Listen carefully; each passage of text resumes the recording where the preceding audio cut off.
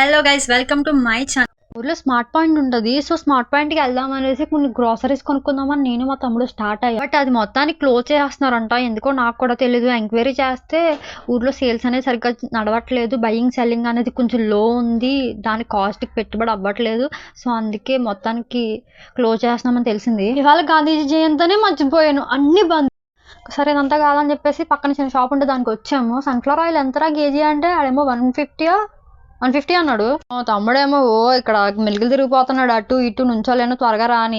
ఎప్పుడో నేను కొన్నాను, సో ఇవాళ కొందామనేసి వెళ్తే ఆడేమో సన్ఫ్లవర్ అడితే సన్ రిచ్ ఇచ్చాడు. నేనేమో సన్ఫ్లవరే కావాలన్నాను, ఆడు సన్ రిచ్చే ఉందన్నాడు. అయితే నాకు వద్దు అని చెప్పేసి వచ్చేసాను. ఇంకా ఎక్కడ చూడు అమ్మవారు ఊరేగింపులకే తీసుకెళ్తున్నారు, డీజే సాంగ్స్ రెడీ చేసుకుంటున్నారు, వ్యాన్లో రెడీ చేస్తున్నారు బొమ్మలు ఎక్కించడానికి. ఇంటికి వచ్చాక మా అమ్మమ్మ పపాయ కోసి పెడతాను అంది. అంత ప్రేమతో కోసి తిను అన్న తర్వాత ఎందుకు తినను కోసి పెట్టింది, హ్యాపీగా తినేసాను.